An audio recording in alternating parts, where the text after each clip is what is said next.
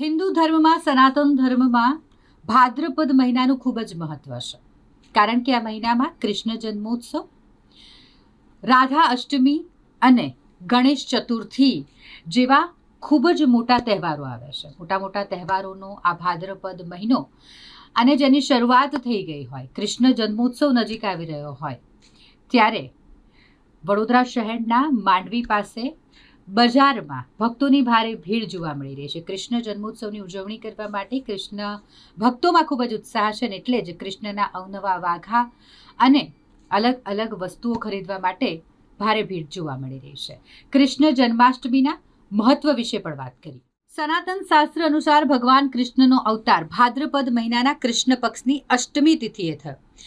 આ પ્રસંગે વિશ્વના તારણહાર મુરલી મનોહર કૃષ્ણ કનૈયાની ભક્તિભાવપૂર્વક પૂજા કરવામાં આવે છે. આખા જ દેશમાં જન્માષ્ટમીનો તહેવાર ખૂબ જ ઉત્સાહ સાથે ઉજવવામાં આવે છે.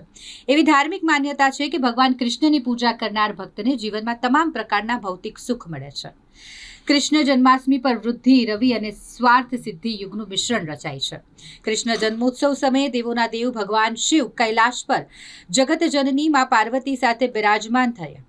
આ કૃષ્ણ જન્માષ્ટમી નિમિત્તે માંડવી પાસે આવેલી એક દુકાનમાં ભગવાન કાન્હાને શણગારવા માટે વાઘા, માળા, તિલક, પારણા, મુગટ, કુંડલ જેવી સામગ્રી લેવા માટે શ્રદ્ધાળુઓ પહોંચ્યા છે. આ શ્રદ્ધાળુઓનું જણાવવાનું છે કે આ તહેવાર અમે ખૂબ જ ઉત્સાહથી ઉજવીએ છીએ અને આ તમામ વસ્તુઓ લેવા માટે શ્રદ્ધાળુઓની ભારે ભીડ હાલ જન્માષ્ટમીના પર્વને ધ્યાનમાં રાખતા જોવા મળી રહી છે.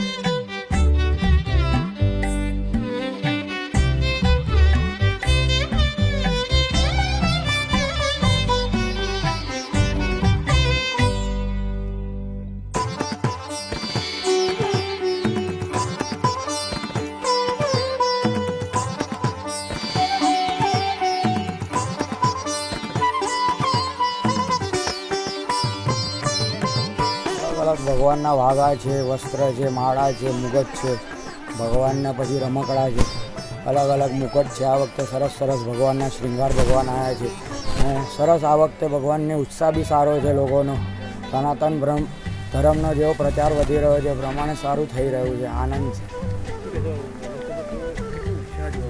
સરસ છે. જેવું દર વર્ષે હોય છે એવું પ્રમાણે છે. ભગવાનનો જે ઉત્સાહ છે તો દર વર્ષે રહેવાનો જ છે, તો થોડો થવાનો નથી.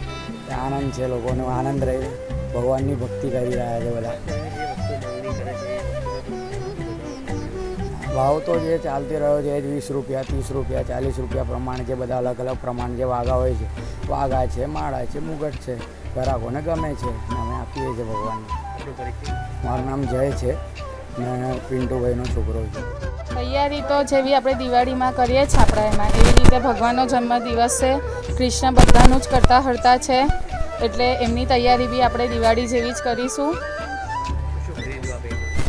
ભગવાનના વાઘા છે, ભગવાનનું પારણું છે, એ બધું. ઉત્સાહ તો જેવું કહું છું ને, દિવાળી હોય એવો ઉત્સાહ જન્માષ્ટમીમાં હોવો જોઈએ, કારણ કે બધું આપણને ભગવાને જ આપેલું છે તો આપણે આપણા ભગવાન માટે જ રહેવાનું છે, એટલે આપણે એટલો ઉત્સાહ હોવો જ જોઈએ આપણામાં. હેતા જન્માષ્ટમીનો તહેવાર છે એટલે લાલજી માટે જ બધા ખરીદી કરે. વિવિધ મુગટ છે, વિવિધ શૃંગાર છે અને સજાવવામાં બધાને ઇન્ટરેસ્ટ હોય એટલે જન્માષ્ટમીના તહેવારની બધાએ જ ખરીદી કરવા આવ્યા છે અને અમે પણ એ જ ખરીદી કરવા. ખૂબ આનંદ થાય છે. આ ઉત્સવ જ એવો છે જન્માષ્ટમીનો કે દરેક જણ ખુશ રહે છે અને ખુશિયા મનાવે છે. લાલજી માટે તો મુગટની ખરીદી કરીએ છીએ, એમની કંકરી, એમનો શૃંગાર, એમની માળાઓ, એમને વિવિધ આભૂષણથી બધા સજાવવા માટે ઇન્ટરેસ્ટ કરાવે છે અને લાલજીને ખૂબ સુંદર દેખાય અને ખૂબ આનંદ, ખૂબ ખૂબ મસ્તીથી એમનો ઉત્સવ મનાવે એ બધાની જ ભાવના હોય છે. મારું નામ ગીતા ત્રિવેદી.